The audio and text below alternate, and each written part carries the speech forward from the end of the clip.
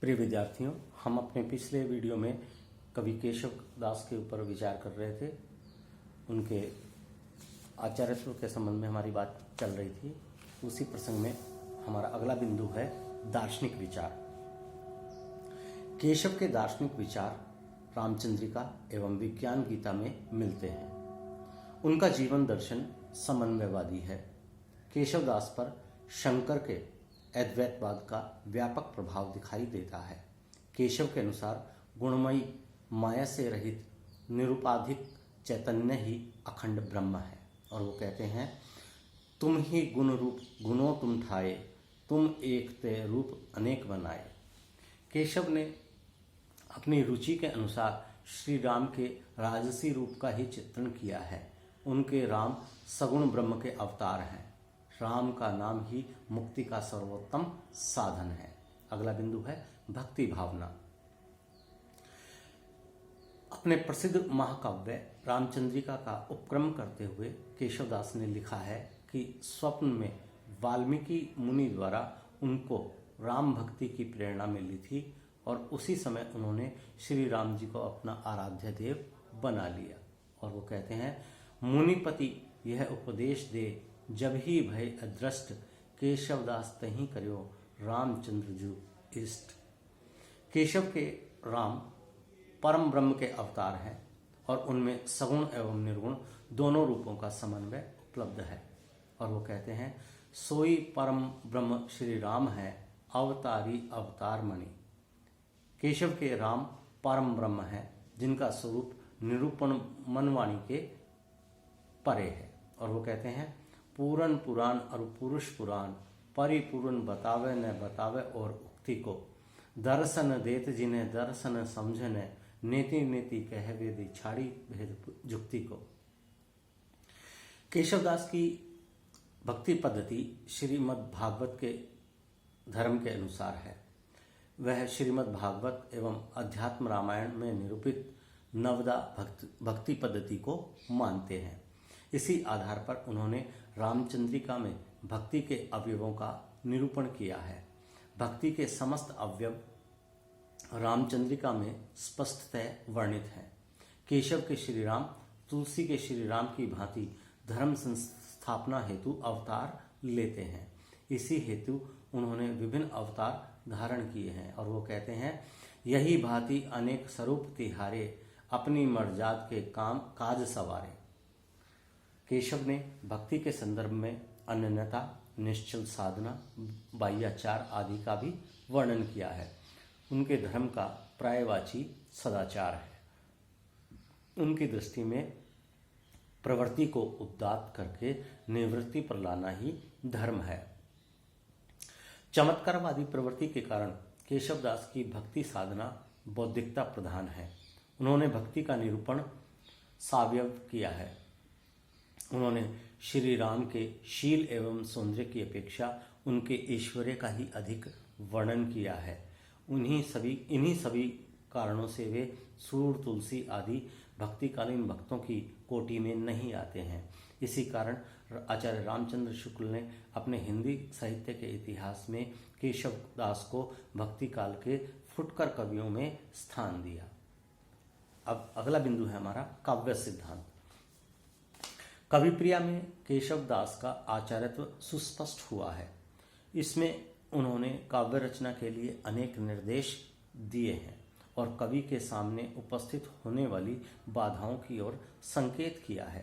केशव संस्कृत साहित्य की आचार्य परंपरा से प्रभावित रहे हैं। इसी कारण उन्होंने अनेक स्थानों पर शब्दों की वाचकता एवं व्यंजकता के लिए निर्देश दिए हैं और आचार्य आनंदवर्धन की तरह कवियों को काव्योपयोगी सुंदर शब्दों की खोज के लिए परिश्रम करने का निर्देश दिया है। और वो कहते हैं, चरण धरत चिंता करत, नींद न भावत सोर, सुवरन को शोधत फिरत, कवि व्यभिचारी चोर। काव्य सिद्धांतों की चर्चा में केशव ने रस, रीति, छंद, अलंकार एवं नायक भेद पर अत्यधिक बल दिया है और इनकी विस्तार से चर्चा भी की है। इस आधार पर उनका आचार्यत्व रूप अत्यधिक परिपुष्ट हुआ है। अब है केशव का कवित्व। महाकवि के रूप में केशवदास की प्रमुख रचना रामचंद्रिका है। इसमें महाकाव्य के सभी लक्षणों का निर्वाह किया गया है। रामचंद्रिका का कथानक सर्गों में विभक्त है और प्रारंभ में आशीर्वादात्मक मंगलाचरण है।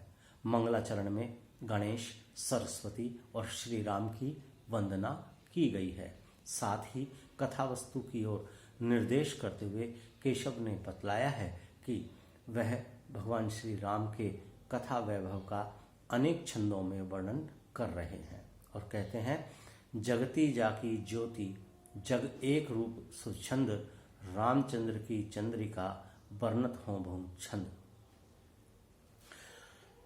रामचंद्रिका की कथा वस्तु ऐतिहासिक एवं सुप्रसिद्ध है। इसके नायक श्री राम धीरोदात ही नहीं वरन साक्षात विष्णु के अवतार हैं। चारों पुरुषार्थों में श्री राम को धर्म, अर्थ, काम इन तीनों की फल प्राप्ति होती है और जहाँ तक अंतिम पुरुषार्थ मोक्ष का संबंध है, राम तो स्वयं मोक्षदाता है।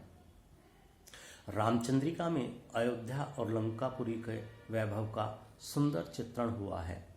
इसके अतिरिक्त इसमें समुद्र, पर्वत, ऋतु, सूर्योदय, उद्यान आदि सभी महाकाव्योचित विषयों का वर्णन हुआ है। इसमें राम और सीता के संयोग और वियोग का चित्रण हुआ है तथा लवकुश के माध्यम से कुमारोत्पत्ति का भी वर्णन आया है। राम और रावण यथावसर अपने सहयोगियों एवं मंत्रियों से मंत्रणा करते हैं। रामचंद्रिका में राम और रावण की सेना के युद्धों का रोमांचक वर्णन प्रस्तुत किया गया है और उसमें कथानक के अनुरूप सात्विक गुणों से संपन्न श्री राम की विजय का चित्रोपम वर्णन किया गया है।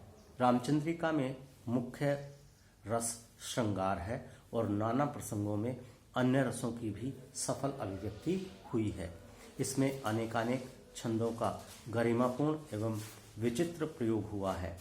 अध्याय जिसे उन्होंने विभिन्न प्रकाशों का नाम दिया है, का विस्तार न बहुत बड़ा है और न बहुत छोटा। प्रत्येक प्रकाश के अंत में विभिन्न छंद प्रयुक्त हुए हैं। इस प्रकार रामचंद्रिका में प्रबंध काव्य के सभी गुणों का यथोचित समावेश करने की चेष्टा की गई है। केशव दास के कवित्व पर आधुनिक आलोचकों ने अनेक दोष आरोपित किए हैं। उन पर यह आरोप लगाया जाता है कि रामचंद्रिका में उन्होंने मार्मिक प्रसंगों की अवहेलना की और जो प्रसंग महत्वपूर्ण नहीं थे उनका विस्तार से वर्णन किया। रामचंद्रिका में प्रकृति चित्रण और भावात्मक चित्रण की कमी भी है। इन आरोपों के होते हुए भी रीतिवादी कवि होने के कारण केशव के कवित्व में कल्पना सौंदर्य की कमी नहीं है। इसी कारण रामचंद्रिका को श्रेष्ठ महाकाव्य अथवा प्रबंध काव्य भी माना जाता है और केशव अपने कवित्व का निर्वाह करने में काफ़ी हद तक सफल रहे हैं। तो प्रिय विद्यार्थियों, आज के इस वीडियो में इतना ही। अगले वीडियो में हम केशवदास को जो कठिन काव्य का प्रेत कहा जाता है उस पर विचार करेंगे। धन्यवाद।